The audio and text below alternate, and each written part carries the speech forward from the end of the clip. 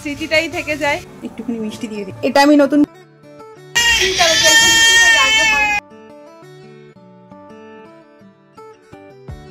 আজ আমাদের ছুটি ও ভাই, আজ আমাদের ছুটি।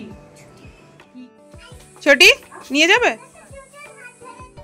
গুড মর্নিং, সবাইকে জানাই আমার অনেক ভালোবাসা, সেই সঙ্গে বড়দের আমার প্রণাম। আশা করি তোমরা সবাই ভালো আছো, আর যে যেখানে আছো ঈশ্বরের কৃপায় সুস্থ আছো। এটা তো আমি সবসময় মনে করি, তবে তোমরা কেমন আছো অবশ্যই আমাকে কমেন্টসে জানাবে। তো আজ হলো আগস্টের 1 তারিখ, বৃহস্পতিবার। কালকে রাত্রে না ঠিকঠাক ঘুম হয়নি, 4টের সময় ঘুমিয়েছি, আবার সকালবেলায় তো উঠে পড়েছি, তবে উঠতে একটু দেরি হয়েছে, 8টা বেজে গেছিলো। তো সেই জন্যে কোনো মতে ব্রাশটা করে ওকে পড়াতে বসেছিলাম। এখন ও স্কুলে গেল, ভেবেছিল আজকে ওর মা স্কুলে নিয়ে যাবে না, বাইরে ভীষণ মেঘ করেছে, যে কোনো সময় বৃষ্টি নামতে পারে। তো পাশের বাড়ি কাকিমা যাচ্ছে বলে ও আবার নিয়ে গেল। তো এখন আমি যাই একটু গা ধুয়ে আসি। থাইরয়েডের ওষুধটা ওকে পড়াতে পড়াতে খেয়ে নিয়েছি, এখন গা ধুয়ে এসে আমি কিছু খাবো, চটপট করে নিই, বুঝলে অনেকক্ষণ হয়ে গেছে থাইরয়েডের ওষুধটা খেয়েছি।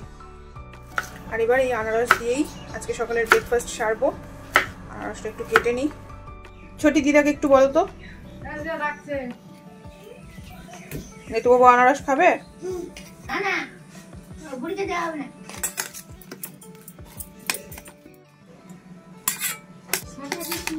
হ্যাঁ গো, শাখাগুলো দুদিন অন্তর অন্তর নোংরা হয়ে যাচ্ছে। আমার তো জলের অবস্থা খুবই খারাপ, সেই জন্য হচ্ছে। বাইরের জল তো ভালো গো।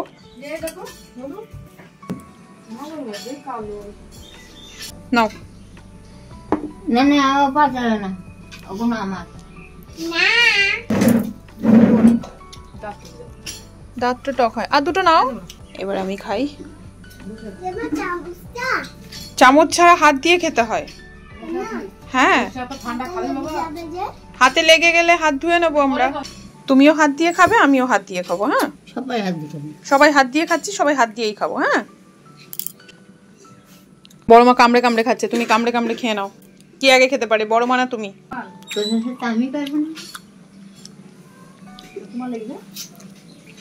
খেয়ে নাও। তোমার জেঠু আসলে বলবে যে মাকে চেয়ার কিনে দিতে, ঠিক আছে? জেঠু আসলে কি বলবে?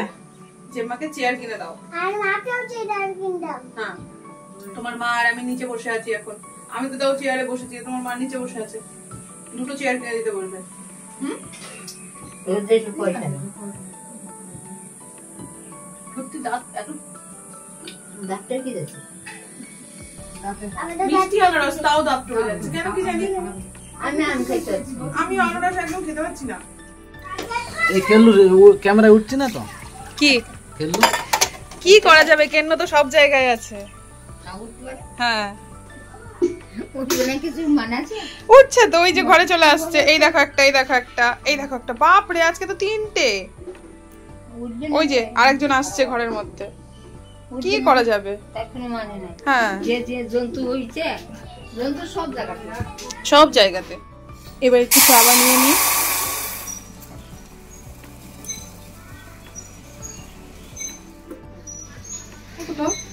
ছোটি কালকে এই নাইটিটা নিয়েছে, ছেঁড়া বেরিয়েছে। নতুন জিনিস ছেঁড়া বেরোলে মন খারাপ হয়ে যায়, বলো?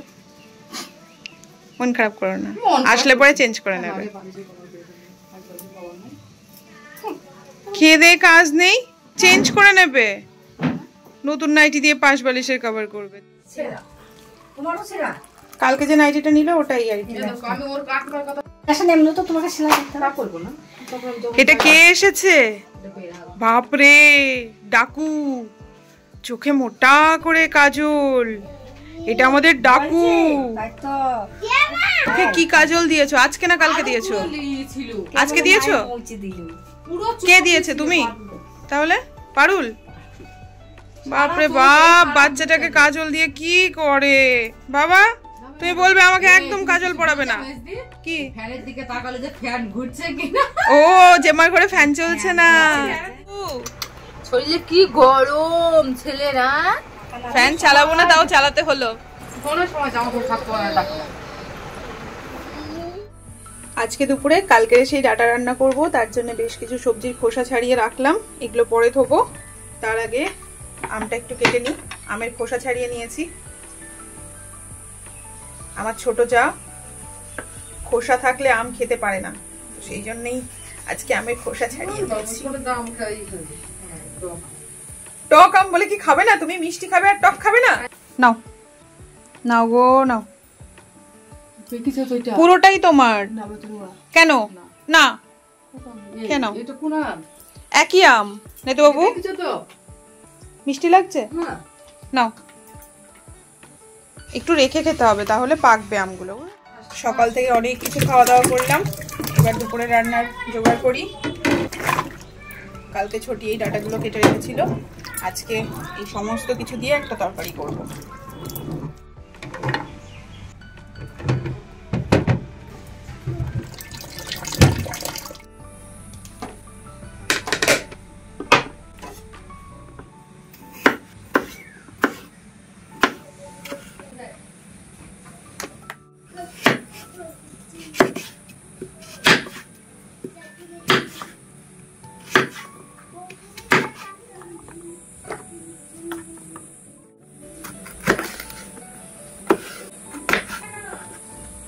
সবজিগুলো কাটা হলো, চালটা ধুয়ে ভাতটা বসালাম, তবে একবেলার ভাত বসাচ্ছি। আজকেও যদি সম্ভব হয় রাতে রুটি করব। তরকারিটা বসানোর আগে আমি একটা মশলা করে নেব। 2টো তেজপাতা দিলাম, একটুখানি জিরে দিলাম, কিছুটা পরিমাণে মৌরি আর কিছুটা পাঁচফোড়ন। এবার সমস্ত কিছু শুকনো খোলায় একটু ভেজে নেব। এগুলো মোটামুটি ভাজা হয়ে গেছে। আর এবার আমি এর মধ্যে 1 চামচ ধনে গুঁড়ো দিলাম, যেহেতু আমার কাছে গোটা ধনে নেই সেই জন্য ধনের গুঁড়োটা দিচ্ছি। আর এবার ধনের গুঁড়োটাকেও একটু নাড়িয়ে চাড়িয়ে নেব। মশলাগুলো ভাজা হয়ে গেছে, আর এবার এটাকে একটু নামিয়ে নিই। এবার আমি কড়াইতে বেশ খানিকটা তেল দিয়ে দিলাম, আজ একটু বেশি তেলেই রান্নাটা করব। আর এবার প্রথমে পটলগুলো ভাজতে বসাবো। সামান্য একটু লবণ দিয়ে দিচ্ছি। পটলগুলো ভাজা হয়ে গেছে, আর এবার পটলগুলোকে একটু তুলে নিই।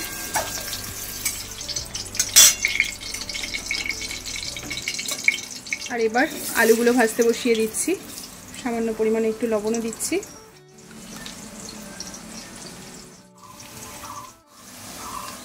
আলুগুলো ভেজে তুলে নিলাম। আর এবার বরবটিগুলো ভাজতে বসালাম, একটুখানি লবণ দিয়ে দিলাম। এবার ওই তেলের মধ্যে তেজপাতা, শুকনো লঙ্কা, খানিকটা পাঁচফোড়ন দিয়ে দিলাম। আর এবার কুমড়োগুলো দিয়ে দিচ্ছি, সেই সাথে ডাটাগুলো দিয়ে দিলাম, লবণ দিয়ে দিলাম।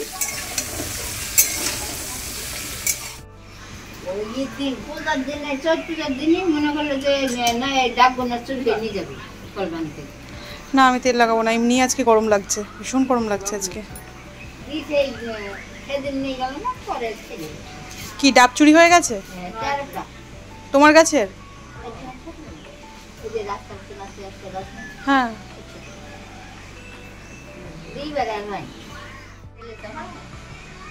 দিদা ছোটিকে তেল লাগিয়ে দিচ্ছে, তো আমি একটু ছবি তুলছিলাম।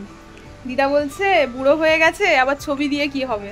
দিদাকে বলছি দাদুর একটুখানি ভিডিও করেছিলাম, সেই ভিডিওটাই শুধু আছে। তুমি যদি চাও এখন দাদু হেঁটে চলে বেড়া তোমার চোখের সামনে, তুমি দেখতে পাবে না, কিন্তু ওই ভিডিওটাতে দেখতে পাবে।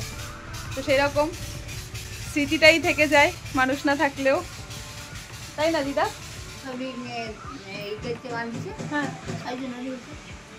আমার মামাকে দে, তুমি কি করবা? তোমারই তো আগে দরকার, তোমাকে দেয়নি কেন? তোমার ঘরে রাখতে। ভাজা মশলাটাকে একটু গুঁড়ো করে রাখলাম। আজ একটু মুসুরির ডালও করব। ডালটা অনেকক্ষণ আগে ভিজিয়ে রেখেছিলাম, ডালটা ধুয়ে নিয়ে এলাম। কয়েকটা কাঁচা লঙ্কা দিয়ে দিলাম, একটুখানি সর্ষের তেল দিলাম, আর লবণ দিয়ে দিলাম।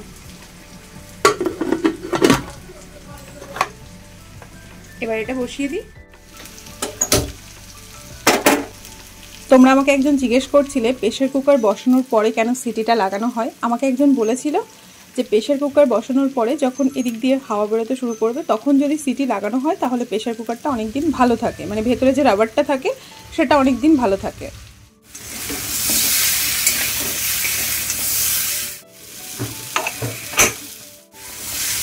এদিকে কুমড়ো আর ডাটাও ভালো মতো ভাজা হয়ে গেছে।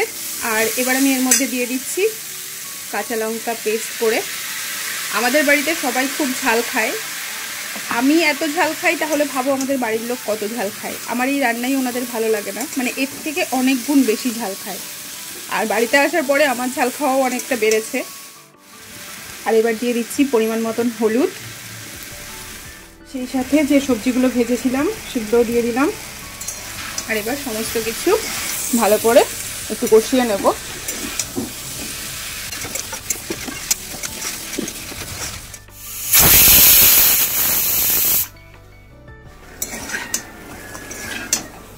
সমস্ত কিছু ভালো মতো ভেজে নিয়েছি। আর এবার আমি এর মধ্যে জল দিয়ে দিচ্ছি, তবে গরম জল দিচ্ছি আজকে। ডাটা সিদ্ধ হতে একটু সময় লাগবে, এটাকে একটু ঢেকে দিই।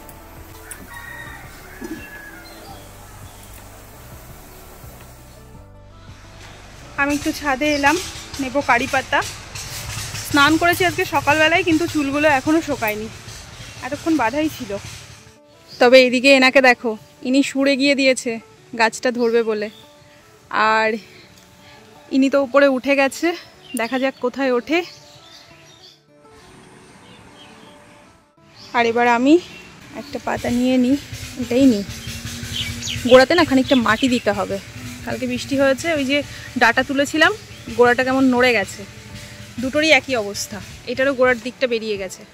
এখন আর দেবো না, এখন নিচে যাই, তরকারিটা বসানো আছে।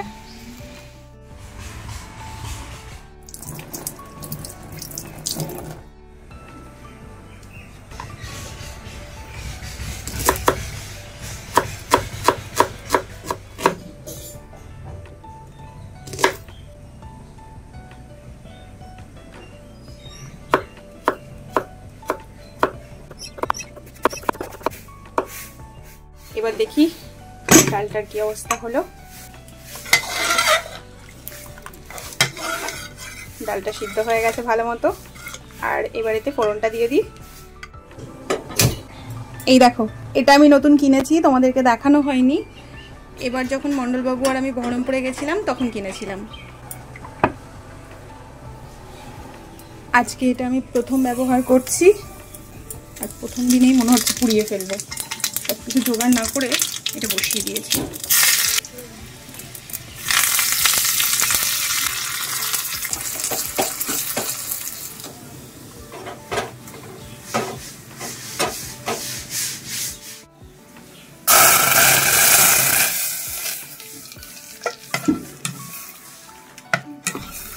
এদিকে ডালটা রান্না হয়ে গেছে। আর এবার দেখি তরকারি কত দূর হলো।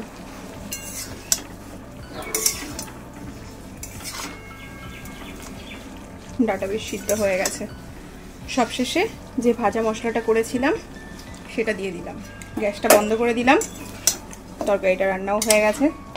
তবে আমি না মিষ্টি দিতে ভুলে গেছি, একটুখানি মিষ্টি দিয়ে দিলাম, এখনো গরম আছে তো গলে যাবে।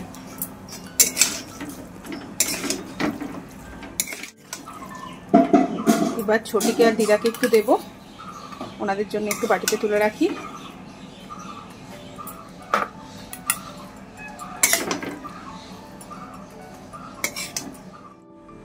আর এবার আমার খাবারটা একটু বেড়ে নিই।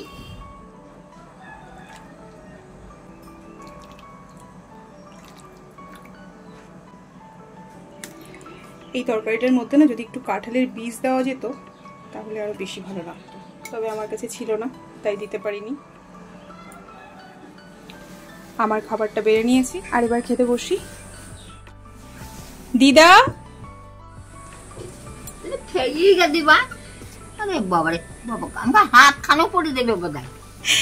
গরম গরম দিয়ে দিলাম, তখন যদি বলো ঠান্ডা তরকারি দিয়েছে।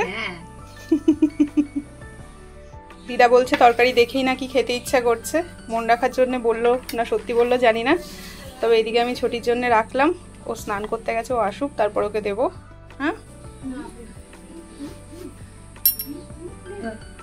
কে এসছে দেখো তরকারি নিতে। বাপ রে বাপ রে বাপ রে, না বাবা তুমি খেতে পারবে না, ঝাল, বাপ রে ঝাল ঝাল। ছোটি তুমি ওকে নাও তো, ওর মা খাবে।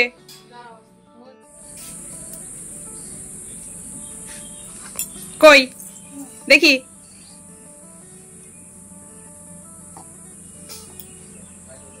এবার আমি খেতে বসি। ছোটি অক্ককে ধরবে, তারপর অপর্ণা গিয়ে খাবে।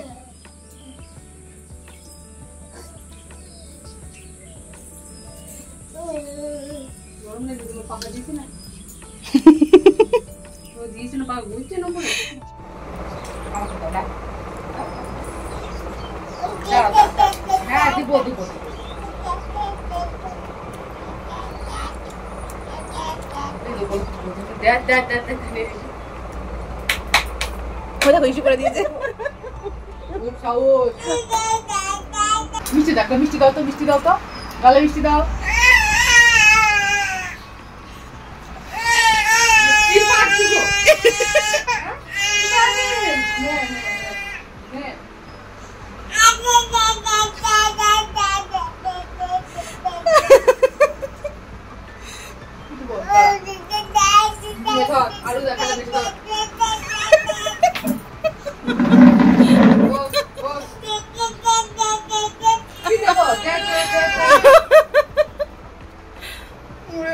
কাকিমণিকে ধরে মারছে।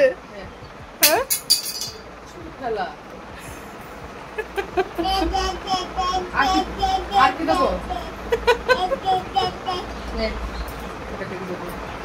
ওটা কাটবে না, ওটা তো কাটবে না, দাও।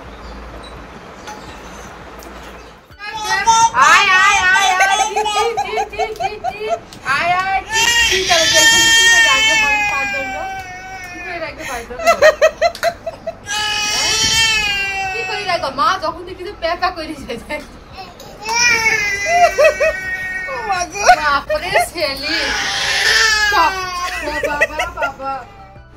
আজকে দুপুরের খাবারটা যে আমি কি তৃপ্তি করে খেয়েছি তোমাকে বলে বোঝাতে পারবো না, সত্যি। সেদিন বাসন্তী পোলাও আর চিকেনও এত ভালো খাইনি, আজকে যত ভালো খেয়েছি আমি।